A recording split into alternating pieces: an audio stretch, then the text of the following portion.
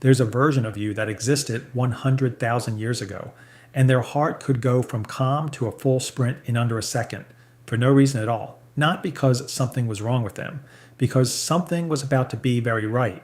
What if the exact thing your body does to you at 2 a.m. for no reason? The racing heart, the tight chest, the feeling that you're about to die used to be the single most useful reaction a human being could have. And what if it still is, just aimed at a world that no longer needs it? For most of human history, the world outside your shelter was actively trying to kill you. Big cats, hyenas, sudden storms, rival groups all sharing the same land your ancestors depended on for food and water. In an environment like that, slow, careful decision-making was a liability. Evolution needed something faster than thought. So it built an alarm system, centered in a small almond-shaped structure deep in the brain called the amygdala, wired to react to danger before the thinking part of the brain even finished registering what it saw. This is the exact system still running inside you right now, unchanged, even though almost nothing in your environment still requires it. The amygdala works on what researchers call a low road, a shortcut that lets sensory information travel straight from your eyes and ears to the fear center, bypassing conscious thought entirely. That's why you can flinch away from a shadow before you even register what it was. Picture your ancestor crouched at the edge of a clearing, tracking a herd, when something shifts in the tall grass nearby, not a full shape, not a sound you can identify, just a disturbance gone as fast as it appeared. This is exactly the kind of moment the amygdala is built for, because waiting to gather more information before reacting is the delay that gets you killed. So the body doesn't wait. Adrenaline and cortisol flood the system instantly. Heart rate spikes to push oxygen to the muscles. Breathing accelerates. Pupils widen to take in more of the surroundings. Digestion halts completely because there's no reason to spend energy on lunch while you might be running for your life. And underneath all of it sits something even more specific, something that isn't just fear. It's the feeling that you might actually be suffocating. Where does that come from, and why does it show up in almost every panic attack, ancient or modern? In 1993, psychiatrist Donald Klein proposed something called the false suffocation alarm theory.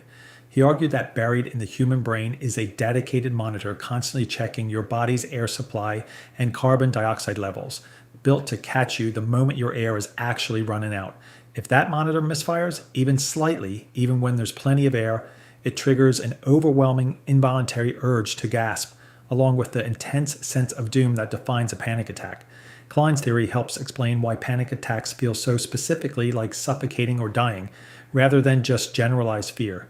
For your ancestors sealed in a smoke-filled cave, sheltering in a cramped rock crevice from a predator outside, or briefly submerged crossing a river, a suffocation alarm that occasionally overreacted was a small price to pay for one that never failed you when the danger was real. At the same moment, a second system takes over. During intense fear, activity in the prefrontal cortex, the part of the brain responsible for planning and rational thought, drops sharply, while activity in older, more primitive brain structures spikes.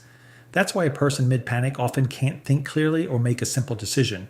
It isn't weakness, it's the brain deliberately shutting down slow deliberation in favor of instant reaction. Because for most of your evolutionary history, the seconds spent thinking something over could be the seconds that got you killed. There's also a physical response happening at the same time that has nothing to do with running at all. Sometimes the safest option isn't to flee, it's to freeze completely. Researchers call this the freeze-flight-fight cascade, and it can lock your muscles rigid for a fraction of a second, while the brain decides whether movement will help or get you killed. It's the same reflex that makes a rabbit go still in open grass, betting that stillness is safer than a sprint. Humans still carry it. It's why some people describe feeling completely frozen mid-panic attack, unable to move or speak, even as every other part of their body screams to run. And there's a fourth layer almost nobody talks about. Panic doesn't stay contained to one person. A sudden gasp, a frozen posture, a sprint toward shelter, all of it is instantly readable to everyone nearby, and the rest of the group reacts almost as fast as if they'd seen the danger themselves. One person's nervous system misfiring at a shadow could put an entire group on alert within seconds, at almost no cost, just in case that shadow turned out to be real. This kind of rapid social spread meant a single misfire could protect an entire band, not just the one person who felt it first, turning one man's fear into everyone's early warning. Here's the part that changes everything. The entire chemical flood, the adrenaline, the racing heart exists to prepare large muscle groups for intense physical action, and in the ancient world, that action almost always followed immediately. You ran, you climbed, you threw a spear.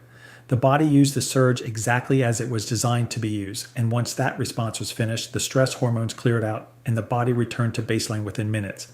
Compare that to what happens to you. Your amygdala floods your system with the exact same chemicals over a tense email, a crowded room, a deadline, and there's no line to run from and no branch to climb. The chemical surge has nowhere to go.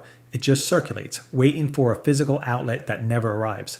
That mismatch, an ancient alarm system firing in a modern world with no release valve for it, is a major reason panic today can linger for hours, sometimes returning again and again, in a way a genuine ancient scare almost never did.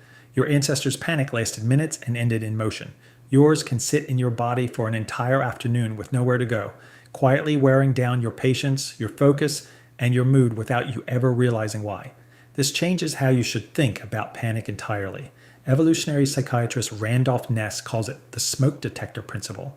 A smoke detector precise enough to only ever go off during a real fire would also risk missing a real fire eventually. So instead, evolution built a detector that goes off far too often, because 100 false alarms cost almost nothing compared to the catastrophic cost of missing the one fire that could kill you. Every person who's ever had a panic attack over something completely harmless isn't broken. They're running the exact system natural selection built and favored over hundreds of thousands of years, in a world where being wrong constantly was far safer than being right too late even once. And that system had to be sensitive because the danger was real and constant.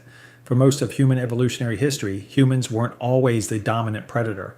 Big cats, hyenas, and crocodiles represented real, ongoing threats in the environments your ancestors lived in, meaning a nervous system tuned to detect danger in every rustle, shadow, or unexplained silence wasn't paranoid. It was accurate often enough to be worth every false alarm in between. A hunter-gatherer who treated every shadow as a possible predator lost almost nothing by being wrong repeatedly. A hunter-gatherer who assumed every shadow was harmless only had to be wrong once. And that one mistake was often the last one they ever made.